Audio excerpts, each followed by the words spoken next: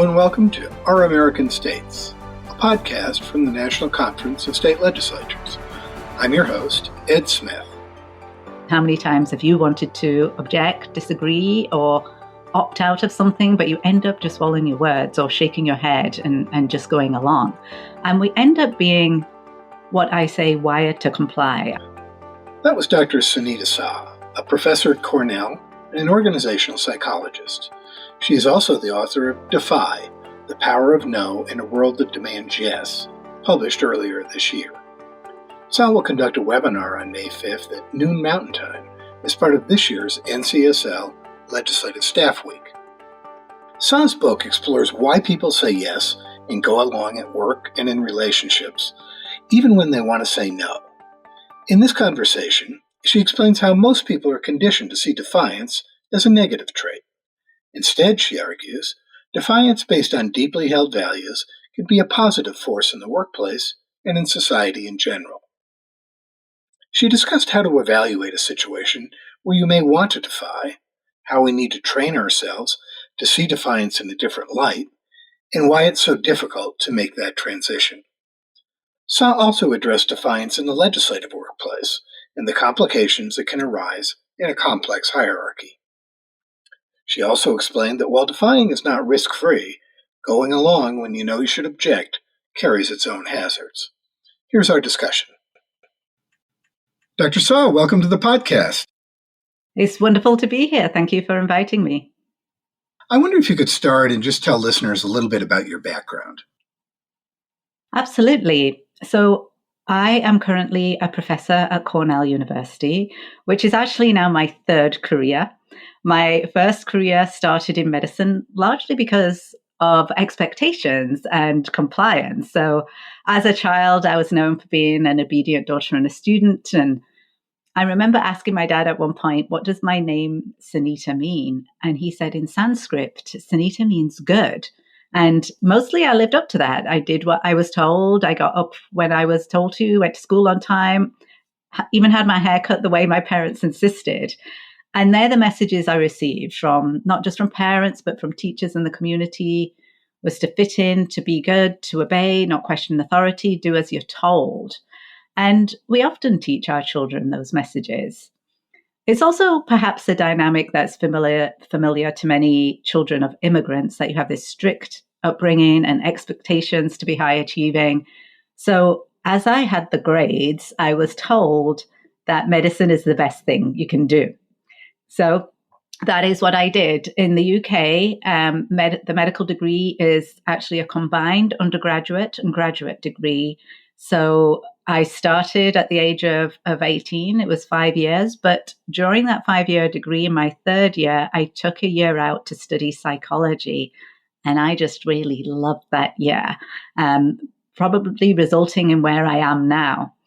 But after that year of psychology, I went back to medicine. I ended up working as a doctor, and then I actually did some consulting work for the pharmaceutical industry, and I became fascinated by that relationship between industry and the medical profession, how we influence each other, the conflicts of interest, and I wanted to study that in more depth. And so I came to the US, I did a PhD in organizational behavior, became a professor, and here I am. Well, that's quite a path. Thanks for running that down for us. We're going to talk today about your book, Defy, which I think is one of the great book titles I've seen recently. I wonder if you could just give us a little overview of the thesis in your book. Absolutely. I mean, I've been fascinated by what that single powerful word, defy, means for a very long time. I mean, how many times have you wanted to object, disagree, or opt out of something, but you end up just swallowing your words or shaking your head and just going along? And we end up being what I say, wired to comply. Our brains become wired to comply because we start equating compliance with being good and defiance with being bad.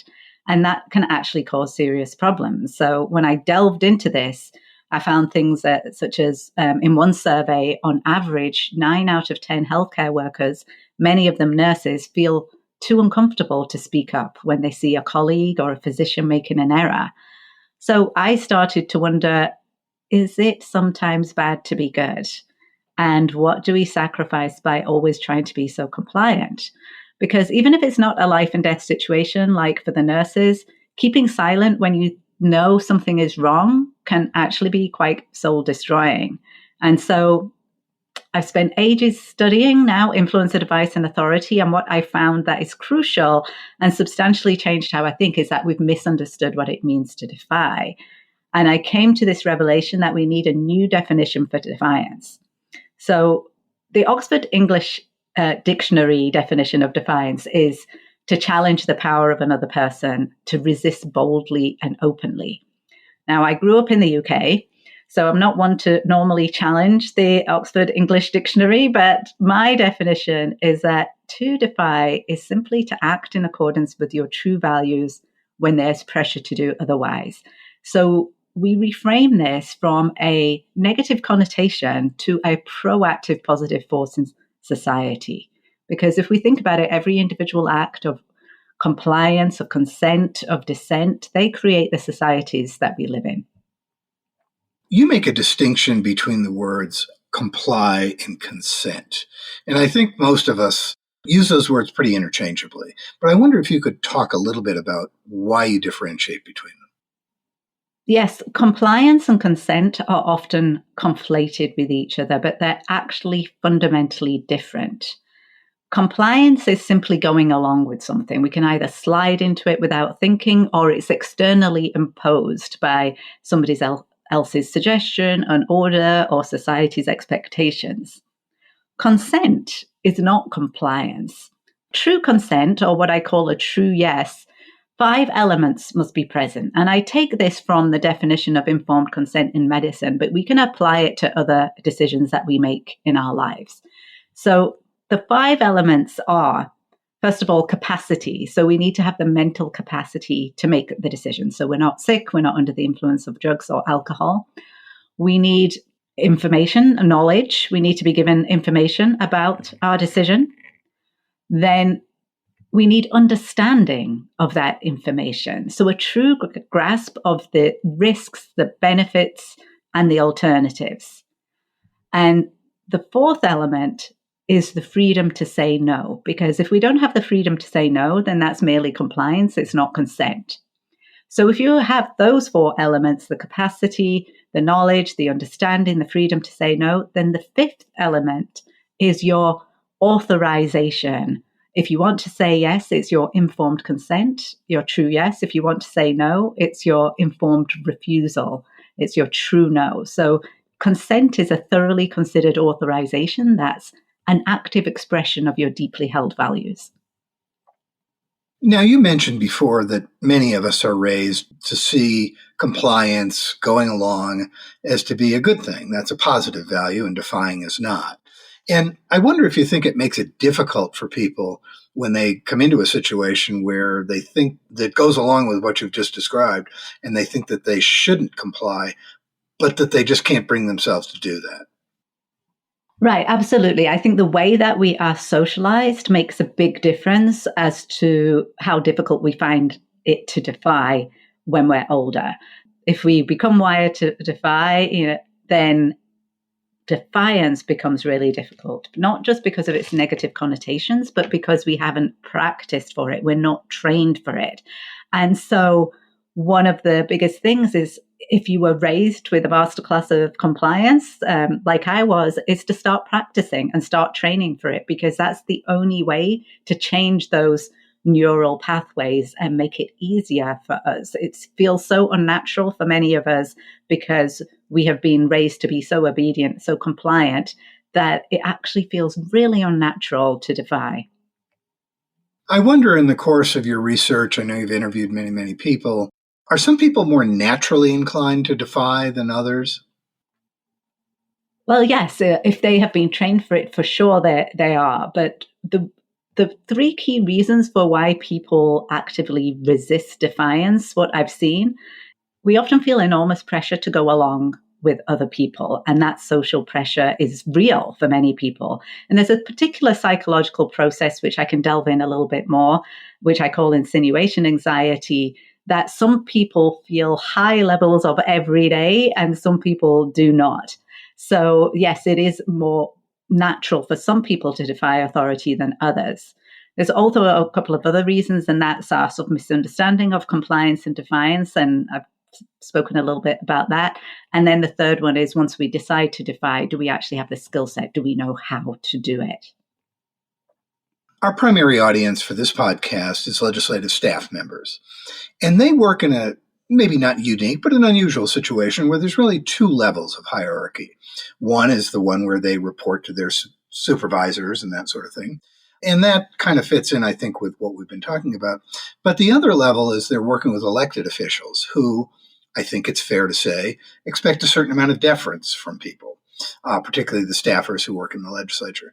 Do you think that complicates this capacity or the ability of people in the legislative staff situation to defy the conventional expectations? I think the psychological processes involved are very similar. It's just a different power dynamic. So power dynamics and the context can change. And there is a hierarchy of who is allowed to defy, who gets to defy, and what are the consequences for defying, for sure. But in cultures and institutions or situations where a high level of deference is expected, you see this. It becomes, of course, more difficult to say no because that is the norm. So, yeah, we need to think about sort of the workplace culture and how hierarchical it is and what amount of deference is expected. So I spent quite a number of years in managerial roles in my work life, both in newspaper business and working at NCSL. And I would say that maybe like a lot of managers, I wasn't always very happy when people didn't agree with what I asked them to do or defied me. Do you find that a lot with people who are managers? It's one of the things that we worry about a lot, and that keeps us silent and compliant, is how much are we going to offend the other person? And one of the things when you were asking about how is it more natural for some people than others? Well, people can differ on whether they feel this psychological process called insinuation anxiety. And this is a distinct type of anxiety that we have where we worry about rejecting somebody's advice or order or suggestion sends a negative evaluation to them, a negative signal.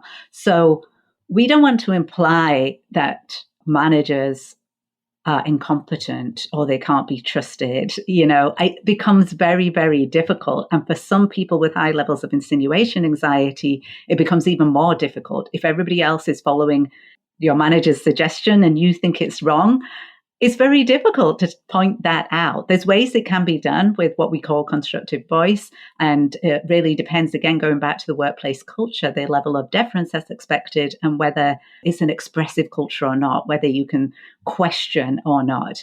But in terms of whether managers are actually offended or not, that also varies on an individual level. So you might know that you have a manager that if you point anything out, they're going to fly off the handle, in which case then it's what I call not psychologically safe to speak up. It might not even be financially safe, right? You might lose your job or something. So these are the questions that you need to ask. Is it safe and is it effective for me to speak up? And remember that defiance is not completely risk-free. If something is really going against your values or there's some unethical behavior and you can't go along with something, sometimes even if it's not safe, people will speak up. So it's an individual choice. So when we talk in the workplace about defying, certainly many times it's a moral or ethical disagreement, but is it also a situation where you simply think someone's wrong in what they're suggesting as far as a business operation goes? Yes, because you do want to save the organization from making costly errors. And you also, one aspect about innovation and creativity is that you need to be a little bit defiant to be creative. Compliance is somewhat the death of creativity. If the structure is so rigid and compliant, that's going to stifle any innovation. So yes, defiance is disagreeing with a business decision too that someone is suggesting. It just doesn't need to be confrontational. I think one of the myths about defiance, it has to be loud and aggressive and violent. But no, you can have quiet defiance. You can have just simply curiosity or clarification that can produce different and creative business ideas without being confrontational. So I think people probably don't have a hard time imagining what the downsides are of defying. Maybe not getting a promotion, not getting a raise, being seen as a troublemaker, that sort of thing. But what are the downsides of not defying if indeed someone is in the situation that you've described and they see a real, something that just does not align with their values? What are the downsides of them going along? Yeah, you're right that we often think about the consequences for defiance. But if you are constantly putting aside your values for other people and constantly bowing your head to others, it really can have an impact on your health and well-being. You know, of course, people immediately identify with some of the emotional and psychological consequences of that. But there's also physical consequences. If we feel that we can't live in alignment with our values, it can lead to a lot of stress and anxiety and burnout and dissatisfaction and chronic inflammation. So it really does take a toll that we often don't take into consideration because we focus so much on the consequences for defiance, and yet we don't consider these costs for not acting in alignment with your values, your ethics.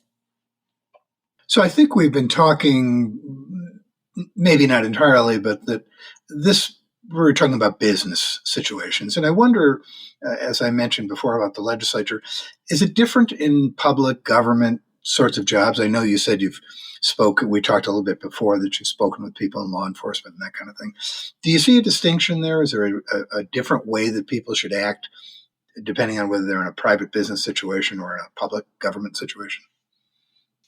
No, I think there's certainly similarities, right, in the approach that you take, because values are really not context dependent. If you value integrity, if you value fairness, if you value equality, that probably applies in your private life as it does in public and government service and in private business, because they're your personal values. So I think this approach is actually applicable in all areas of our lives, whether we're at a parent meeting at the school, or whether your child is facing bullying in the schoolyard, or whether you're in law enforcement, whether you're in a corporation or a different type of institution. This approach is extremely helpful.